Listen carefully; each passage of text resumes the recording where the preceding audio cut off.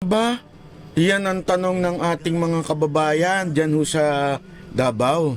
Alam nyo, kakaiba ho yung nangyari dyan sa KOJC kanina. Kasi ito muna konteksto nito. Bakit ho ba sila nagpunta dyan? Yan ang unang tanong eh. Bakit ho ba nagpunta yung mga kapulisan, yung isang batalyon yun na nagpunta doon at pilit na pumapasok at binubuksan po yung lugar? Alam nyo, ito lang ho yan ha.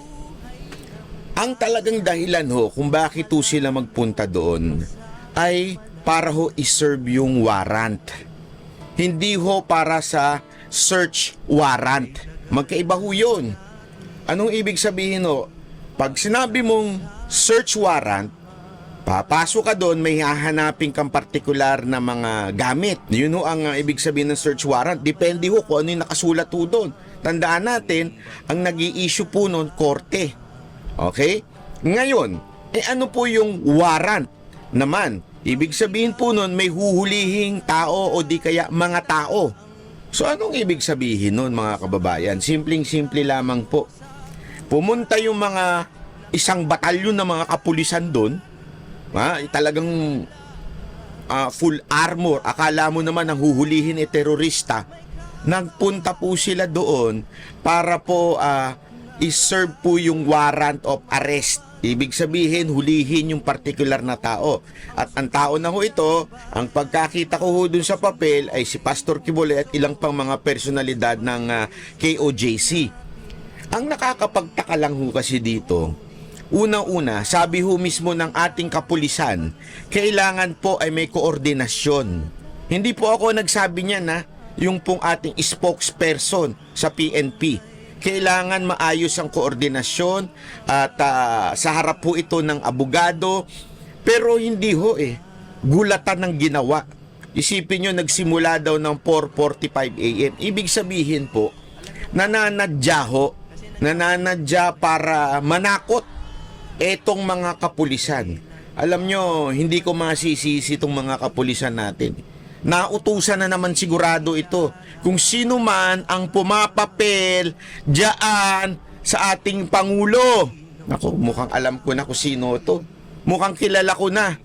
At kung ito ba ay utos mismo ng ating Pangulo o utos lamang ng isang sekretary na umeepal na naman dahil kakandidato sa 2025. So gusto niya magpa-impress para may mai-report sa SONA ang ating presidente. Kasi ang balita ko, balita ko lang naman po ito napag-utusan yung mga sekretary na magbigay ng report kung ano yung nagawa nila ng taon na ito. At alam nyo, may isang sekretary dyan na bida-bida at gusto niya marami siyang report kahit bara-bara na ho ang ginagawa. Katulad po nga nito. Dahil unang-una, ang binibigay po dito ay warrant of arrest. Ibig sabihin po, may huhulihin. Hindi mo pwedeng halughugin yung isang pribadong lugar para lamang po may mahuli ka. Ibig sabihin, kailangan magko-coordinate ka muna. Ipapakita mo, actually dapat nga ang alam ko kailangan po talagang may kaayusan yan kasi delikado ho ang pag-serve ng search warrant, supposedly.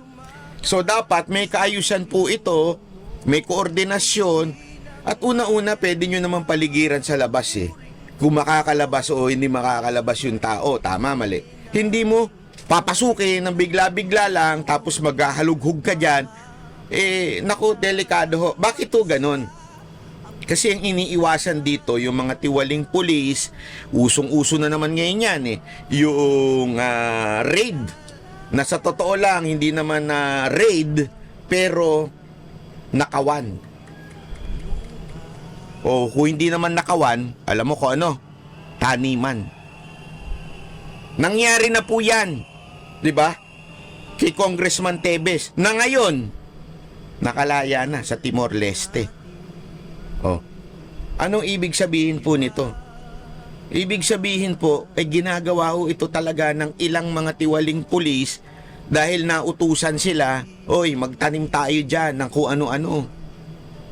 Magtanim tayo. Kaya nga alam nyo, ang galing ng ginawa ng KOJC at ng kanilang abogado dahil po natiktikan na ho nila na merong magre-raid na nagaganap at nakita nyo naman, pinalitan lahat ng kapulisan, karamihan ng pulis doon, pati yung kanilang boss nila doon, pinalitan sa Davao.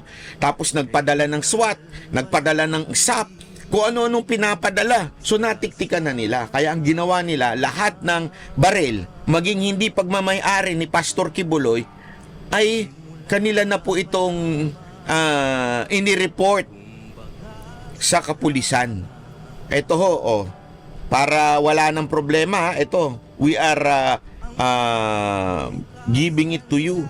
Binibigay namin ito sa inyo ng malaya at hindi kayo nanguhuli. Lahat po ito ay legal. Meron ng mga lisensya ho yan.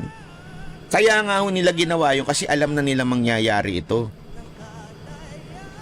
Nangyari na nga po yan, di ba, kay Congressman Tevez, nagtanim ng kung ano-anong bagay doon sa kanyang farm, di ba? Ang layo-layo, tinaniman doon sa ano. Ito, ang laki-laki ng KOJC. So, maglagay ka lang dyan ng kapirasong baril, pwede ka na kagad makasuhan. Kaya nga, importante na may koordinasyon. Para pagpasok, may magtitingin. Anong problema? Anong meron? Ito, magtitingin, may video. Buti na lang, alerto po ang mga worker ng KOJC at pagdating, nakabarikada ho sila at kahit papaano, nakuhanan nila ng video. Nakitang-kita nyo naman sa video, overkill ang ginawa ng kapulisan. Alam nyo, kaya tuloy may mga nagsasabi, may martial law na ba ngayon dito sa Davao? May martial law na ba? Ano nangyayari? Bakit ganire? Bakit to? Parang wala ng batas. Kasi tandaan ninyo, nung martial law, kaya nga martial law, ang kapulisan na nagdidesisyon ng mga bagay-bagay, kasundaluhan, partikular, di ba? Batas militar na, ika nga. Batas ng military.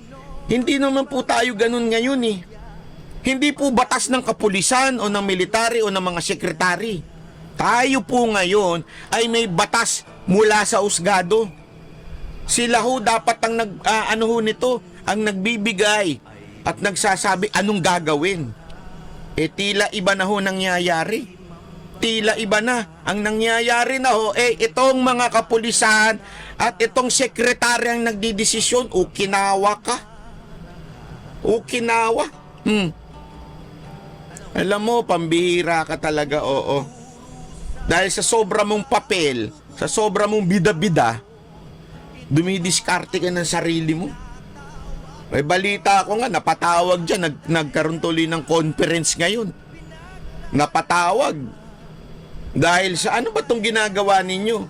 Alam nyo, sabi ko sa inyo, itong kapalpakan yung ito. Kapalpakan to eh. Wala naman dun yung tao. Sabi nga ni Idol Jason, sabi niya, grabing intelligence nyo, sablay.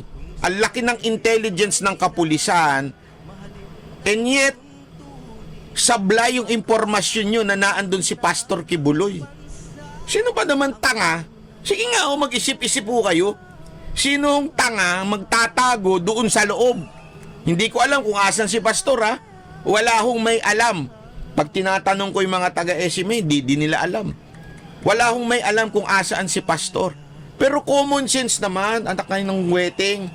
Common sense. Kung talagang may utak kayo, bakit nandun magtatago sa loob ng KOJC yung pastor? At naman, napapa, ano ko sa inyo eh. Alam nyo kung bakit? Sinong tanga magtatago doon? Pero alam ko hindi kayo tanga. Alam ko hindi kayo tanga. Alam ko na kaya nyo ginawa yan ay dahil may plano kayong hindi maganda. Kasi sino ba naman tanga? Alam mo na nga pastor siya doon mo pa hahanapin sa loob. Siyempre magtatago yan. Kung ako magtatago sa iba, ako magtatago. Alam mo, magtago ako sa loob ng bahay ko. Ano ba naman katangahan yan? Di ba? So, bakit nyo pupuntahan pa yun doon? So, ibig sabihin, may plano kayo. Ano plano ninyo? Nabulilyaso yung plano ninyo kasi pambihira. Nandun ang SMNI, video-video lahat. Pati mga tao naka-video. Talagang pag kayo nagtanim doon, huli kayo doon. Basyo kayo doon. Alam mo, nung may nakita nga akong video, yung binubuksan, di hinaharang ng mga taga KOJC, umalis na yung mga taga KOJC, nabuksan na yung gate, hindi naman makapasok yung mga pulis. Parang nag-aantay ng utos mula sa taas. Ano ba namang ginagawa ninyo? Ako, ito lang masasabi ko sa inyo, kayong mga kapulisan.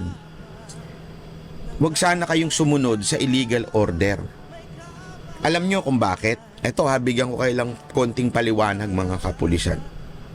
Pag kayo kinasuhan, kung sino man yung gawin ninyo yung mga illegal order, pag kayo kinasuhan, hindi naman kayo sasaluhin ng sekretary.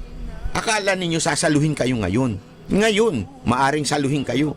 Pero tandaan nyo, ang kaso, tumatagal yan. Nalalagpasan yan yung nakaupo. Paano kung dumating yung panahon na iba nang nakaupo? Tuloy-tuloy pa rin yung kaso ninyo. At hindi na kayo, sa tingin ninyo, pag-aaksayan pa kayo ng panahon nung secretary o nung boss nila? Sa tingin ninyo, pag-aaksayan pa kayo ng panahon nun? Hindi na. Kaya kayo, pag pumayag kayo sa illegal order, yari kayo. At nakuhanan kayo ng video, yari kayo. Kayo ang mananagot, hindi yung boss ninyo. Yung boss ninyo, makakalusot yan, sigurado. Ang daling lumusot nila. Kayo ang mapapahamak. Kaya huwag kayong papayag sa illegal order. Sundin nyo lang. Asan yung papel? Pag sinabing warrant of arrest lang iserve nyo lang.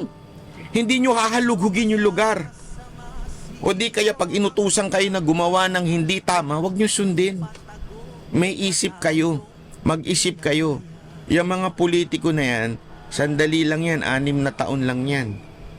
Mawawala din yan. Eventually, may iwan kayo sa ere. Makakasuhan pa kayo. So huwag kayong papayag, mga kapulisan. At kayo naman taga KOJC, ito lang lagi nyong tatandaan, huwag kayong gagawa ng, alam ko hindi kayo mga bayolente.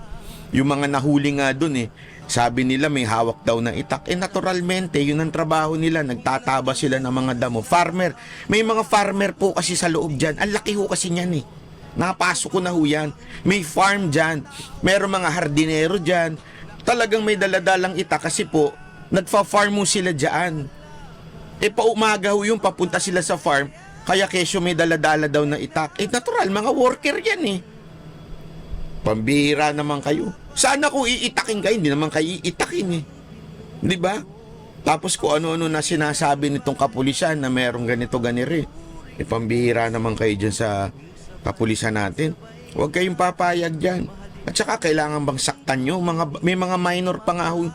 May nakita akong picture Ilalabas ho dyan mamaya ng SMNI ho. Yung mga picture ng mga minor na nasaktan. Tama po ba yung ginagawa ninyo? Ano ba talaga? Martial na ho ba dyan sa Davao? Bihira naman kayo. Sana, alam nyo sa ginagawa ninyong yan, baka mamaya mag-init ulo ng mga taga Davao. Hindi, kaya alam mo, di ba, sinabi ko na, kwento ko isang araw to Di ba, kaya nga sila may nagtimbre sa akin na sabi, sa airport daw, medyo susubukan nilang pigilin ng pag-alis ng mga taga Davao doon. May nagsabi sa akin O, di ba, naikwento ko sa inyo yan? Tapos biglang sunod-sunod na yung mga pangyayari na to. Kasi, mukhang may plano talaga silang gawin dyan at pipigilan nila yung pag-aklas ng tao. Alam mo, wala namang pong masama kung mag-rally ang tao. Sa katunayan, nasa konstitusyon natin ito. Tayo ho'y malayang makakapag-rally, tayo ho'y malayang maipapahayag natin ang ating saloobin. Parte ho yan ng ating freedom of speech. Wala akong masama dyan. Kaya lang sa ginagawa nyong ito, lalo nyong ginagalit ang taong bayan. Kasi pang-aabuso ito sa mga wala ngayon sa kapangyarihan. Di ba ho? Ibig sabihin yung mga ordinaryong Pilipinong tulad namin, kung yung mga katulad nila Pastor Kibuloy kaya nyong gipitin, paano pa kaya yung mga katulad naming ordinaryong Pilipino? Ito lang ang gobyernong grabing makasakal sa kalayaan na magpahayag. Hindi lamang po yan sa maisog. Diba? Maisog na ginigipit nyo lahat ng rally. etong kay Pastor Kibuloy. Lahat ng mga kalaban sa politika, from Congressman Tebes, Bantag, kila Governor Rubahib, Cebu City Mayor Rama, at kung sino-sino pang panggigipit na ginagawa ninyo. O kahit nga ho yung vlogger, kinakasuhan ninyo. Sino ba naman gunggong na pati vlogger pinapatulan ninyo? Diba ho? Ibig sabihin, may problema ho talaga kayo sa masyado kayong balat sibuyas. Ayaw ninyong bigyan ng kalayaan ng mga Pilipino magsalita. Ano ba Kasi ganito lang kasimple yan eh. Ang mga taong nagagalit pagka sila'y pinupuna o di kaya sila'y sinisita, kasi ho, ibig sabihin yan, meron kayong tinatago. Ano ba tinatago ninyo? Diba?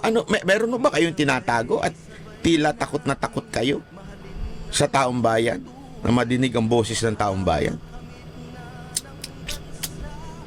Alam nyo, ingat kayo dahil lahat ng bagay, sabi nga ang karma digital yan. Baka mamaya sumablay kayo ng todo-todo, magalit na sambayanan at talagang pumutok na ho.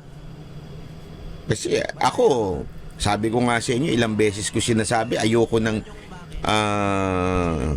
mag-alsa ang tao, ayokong pumunta ng EDSA, ayoko ng ganyan. At maging si Pangulong Duterte, ayaw yan. Dahil ayaw niya mapapahamak ang mga kababayan natin, ayaw yan.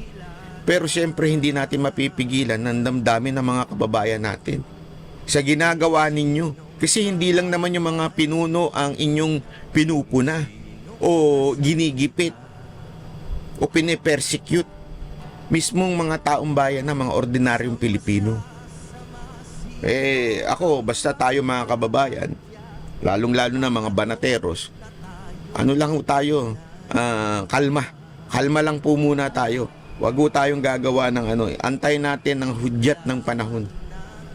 At higit sa lahat, manalangin ho tayo, ha? Dahil itong mga demonyong to, mukhang sinaniba na ata itong gobyerno na to ng mga demonyo eh. Kaya hayaan lang natin muna ang hustisya. Meron yan, nandyan yan, sigurado ho tayo. Hindi ho papayag ang ating mga kasundaluhan na ginaganito ho ang mga ordinaryong Pilipino. Maraming salamat po. Ako po si Banat Bay.